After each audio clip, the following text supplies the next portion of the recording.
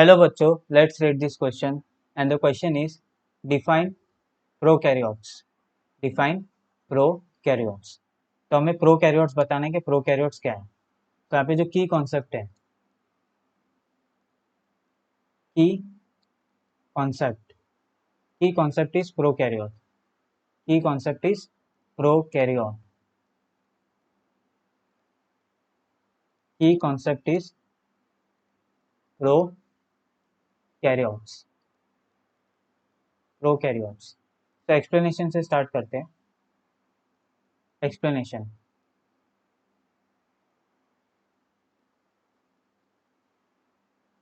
Explanation. तो prokaryotes क्या होते हैं? Prokaryotes prokaryotes is a type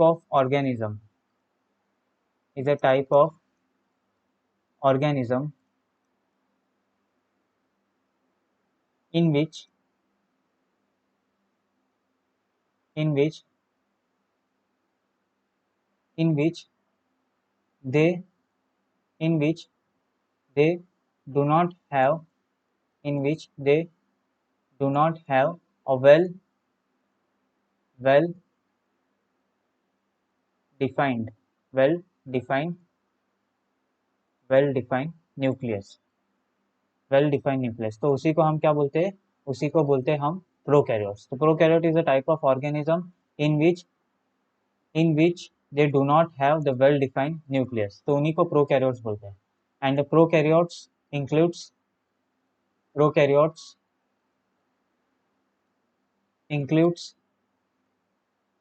the organism such as organism।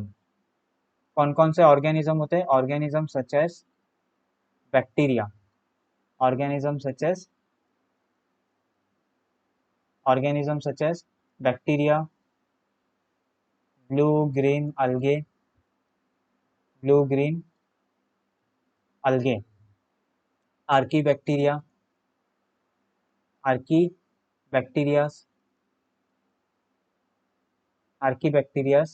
And etcetera. तो ये प्रोकैरियोट्स में क्या रहते हैं? प्रेजेंट रहता है।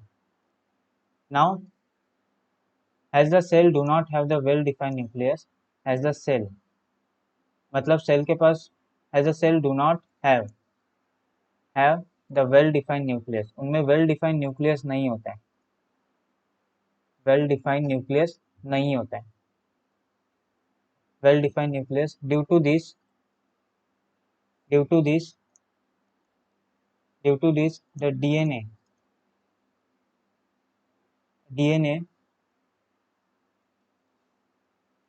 which is a genetic material